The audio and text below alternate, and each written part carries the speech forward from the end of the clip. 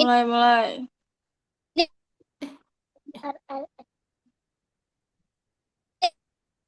Assalamualaikum warahmatullahi wabarakatuh.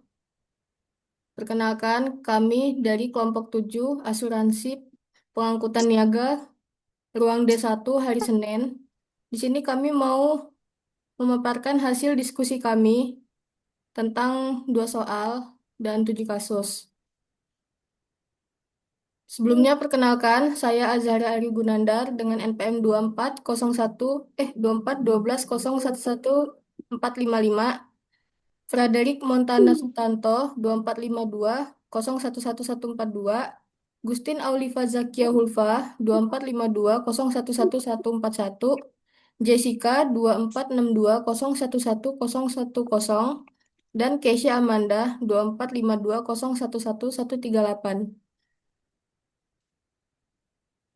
Jadi dalam soal pertama ini ada 4 kasus. Yang pertama itu dijelaskan oleh rekan saya Erik. Kepada Erik disilakan. Ya, nama saya Frederick Montana Sutanto dengan NPM 24520111142. Izin menjawab soal nomor 1. Jelaskan 2 jenis hubungan hukum dalam asuransi pada kasus di atas. Yang pertama, hubungan hukum antara kreditur dengan debitur melalui objek jaminan. Dalam kasus ini muncul hubungan antara Fatima sebagai debitur Bank Awet sebagai kreditur rumah dijadikan agunan atas pinjaman 300 juta. Karena itu, bank punya kepentingan atas objek tersebut. Maka bank mengasuransikan rumah untuk melindungi nilai jaminannya. Hubungan hukumnya, asuransi di sini berfungsi sebagai jaminan tambahan dari perjanjian kredit jika terjadi kerugian. Maka klaim asuransi bisa digunakan untuk melunasi atau mengurangi utang ke bank. Yang kedua, hubungan hukum antara tertanggung dengan penanggung. Ini adalah hubungan utama dalam asuransi, yaitu antara Fatima sebagai tertanggung dengan perusahaan asuransi sebagai penanggung. Fatima mengasuransikan rumahnya ke PT Asuransi Setia dengan nilai 500 juta. Kemudian Bank Awet juga mengasuransikan objek yang sama dengan sistem full insurance dan all risk karena rumah dijadikan jaminan utang. Hubungan ini didasarkan pada perjanjian asuransi di mana tertanggung membayar premi penanggung wajib mengganti kerugian jika terjadi resiko. Jadi, saat rumah terbakar, perusahaan asuransi punya kewajiban untuk memberi ganti rugi sesuai polis. Sekian dari jawaban saya, terima kasih. Lalu yang kedua akan dijelaskan oleh saya sendiri. Apa yang menjadi benda asuransi dan apa kepentingan atas benda asuransi dalam kasus di atas. Jadi, yang menjadi benda asuransi adalah rumah di daerah Kapten Subli nomor 71 Bandar Lampung. Kepentingannya ialah rumah tersebut diasuransikan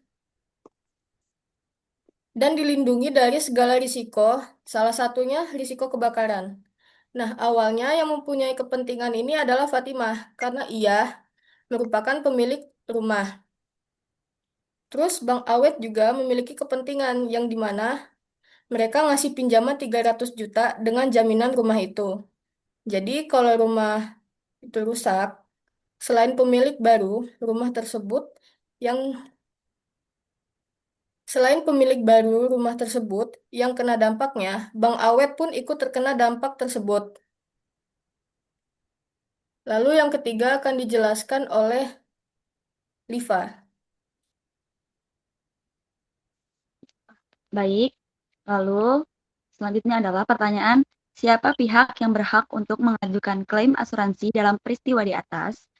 Saya jawab, pihak yang berhak untuk mengajukan klaim asuransi tersebut adalah Hanifa. Mengapa? Karena berdasarkan akta jual beli AJB yang dibuat di hadapan notaris Farida pada tanggal 28 Februari 2026, terdapat perjanjian bahwa segala hak dan kewajiban Fatimah berpindah sepenuhnya kepada Hanifa, termasuk kepentingan atas objek pertanggungjawaban asuransi. Karena ini telah menjadi milik Hanifah, yang mana Hanifah telah membeli rumah itu secara sah senilai 600 juta. Kemudian yang keempat dijelaskan oleh Jessica.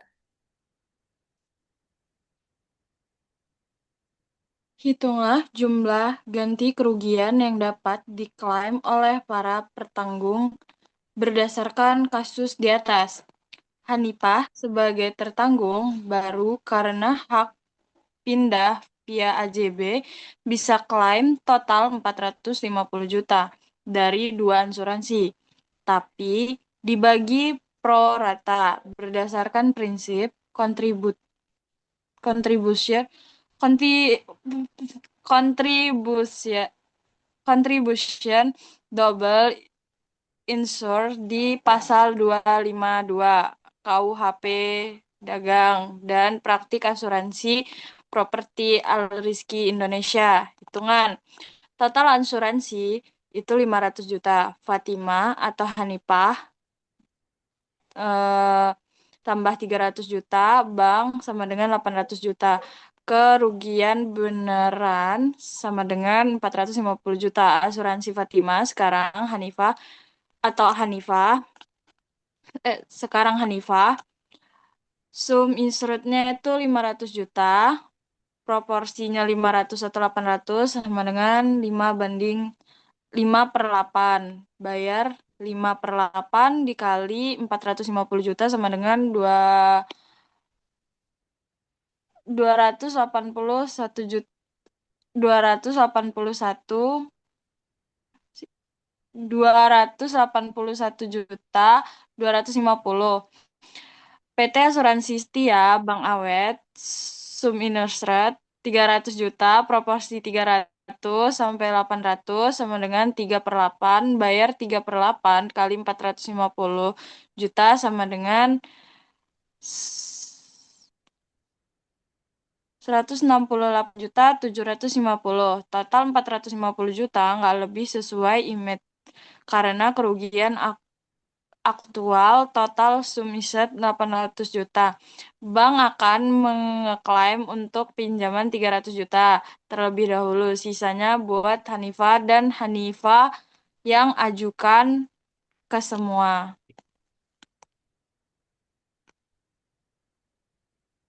Oke, kita lanjut ke soal nomor 2. Jadi di sini ada 3 kasus. Yang pertama akan dijelaskan oleh Liva. Pada Liva disilakan.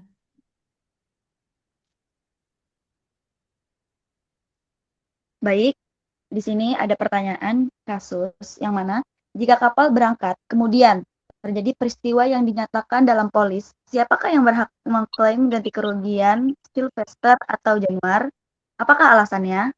Baik, jawabannya adalah yang berhak mengklaim ganti kerugian tersebut ialah Sylvester. Mengapa? Karena Sylvester sebagai pemilik mobil Alphard yang berhak mengajukan klaim ganti rugi kepada perusahaan asuransi Campaka Life, bukan Januar. Alasannya karena Sylvester memiliki insurable interest, yang mana kepentingan yang dipertanggungkan. Nah, jadi yang membeli ini memiliki mobil senilai 950 juta, sehingga ialah yang mengalami kerugian langsung jika terjadi risiko selama pengiriman via kapal. Januar hanya bertindak sebagai perantara atau pengangkut yang mengasuransikan atas nama Sylvester dengan klausul Al-Risk senilai 800 juta, tetapi tidak memiliki kepemilikan atas barang. Sama saja mirip seperti kurir yang mengasuransikan paket milik orang lain. Lalu yang kedua akan dijelaskan oleh saya. Apakah penanggung dapat memenuhi klaim pihak tertanggung sertai dengan alasannya? Dalam kasus ini, yang jadi benda asuransi adalah mobil Alphard milik Silver. Tapi yang jadi masalah bukan di mobilnya, melainkan siapa yang mengasuransikan. Mobil itu diasuransikan oleh Januar, sedangkan ia sendiri bukan pemilik dari mobil tersebut. Ia hanya membantu mengangkut mobil lewat kapal ke Bandar Lampung. Dalam asuransi itu ada yang namanya kepentingan insurable interest, yaitu orang yang mengasuransikan harus punya hubungan langsung sama barang itu. Yang artinya kalau barangnya rusak, ia pun ikut rugi. Nah, di sini yang benar-benar bakal rugi kalau mobilnya kenapa-kenapa itu Silverster sebagai pemilik, bukan Januar. Karena Januar tidak punya kepentingan langsung terhadap mobil tersebut. Maka secara hukum asuransi, perjanjian jadi bermasalah. Akibatnya, pihak asuransi atau penanggung bisa menolak untuk membayar klaim walaupun sudah pakai klausula all risk sekalipun. Lalu yang terakhir akan dijelaskan oleh Keisha.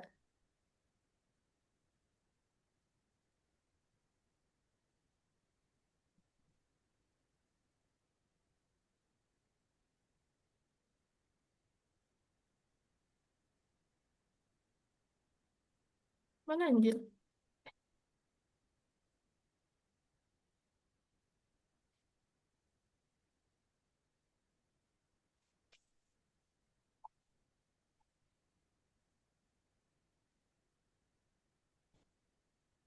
Keisha nggak ada ya? Ada kok.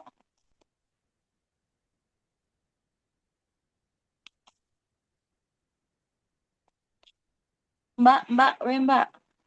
Join, Mbak. Sinyalnya sok.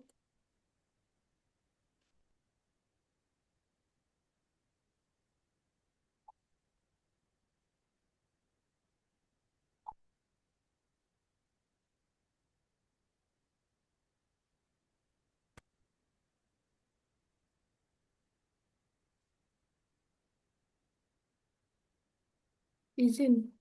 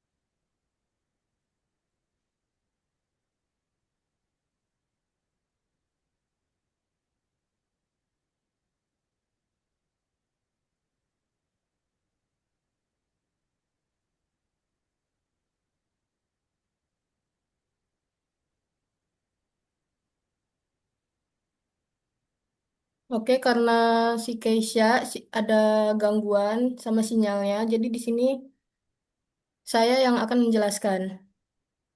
Hitunglah premi Restorno yang diterima tertanggung apabila jumlah premi yang dibayar itu atas dasar 2%.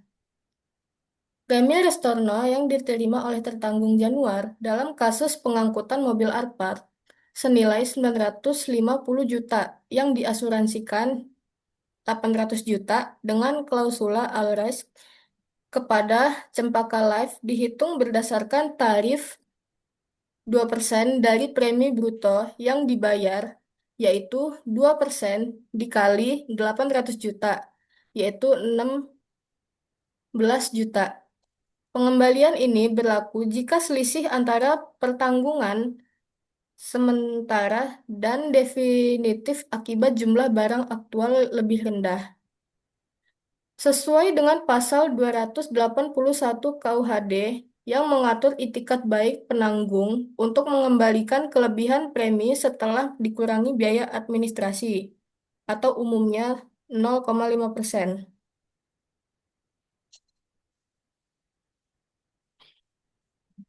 Sekian yang bisa kami sampaikan. Kurang lebihnya kami mohon maaf. Wassalamualaikum warahmatullahi wabarakatuh.